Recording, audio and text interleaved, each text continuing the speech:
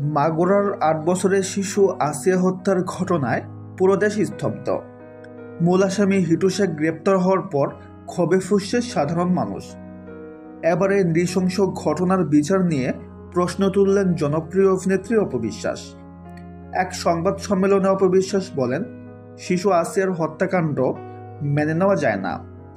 আমরা চাই দ্রুত দোষীদের কঠিন শাস্তি, কিন্তু শেষ পর্যন্ত বিচার হবে তো? তার এই প্রশ্নের সঙ্গে একমত হয়েছেন বহু মানুষ। সামাজিক যোগাযোগ মাধ্যমে ন্যায় বিচারের দাবিতে চলছে প্রতিবাদ। এদিকে গ্রেপ্তার হওয়া হিটু শেখের ছবি ভাইরাল হওয়ার পর জনতার ক্ষোভ আরও বেড়ে গেছে। অপবিশ্বাস ছাড়াও দেশের আরও অনেক তারকা ও সাধারণ জনগণ দ্রুত বিচার কার্যকরের আহ্বান জানিয়েছেন। এখন দেখার বিষয়, শেষ পর্যন্ত কি ন্যায় বিচার নিশ্চিত হবে, নাকি এই ঘটনা সময়ের স্রোতে হারিয়ে যাবে? আপনার মতামত কি কমেন্টে জানাতে পারেন। দেখা হচ্ছে পরে কোনো ভিডিওতে। সবাই ভালো থাকবেন। ধন্যবাদ।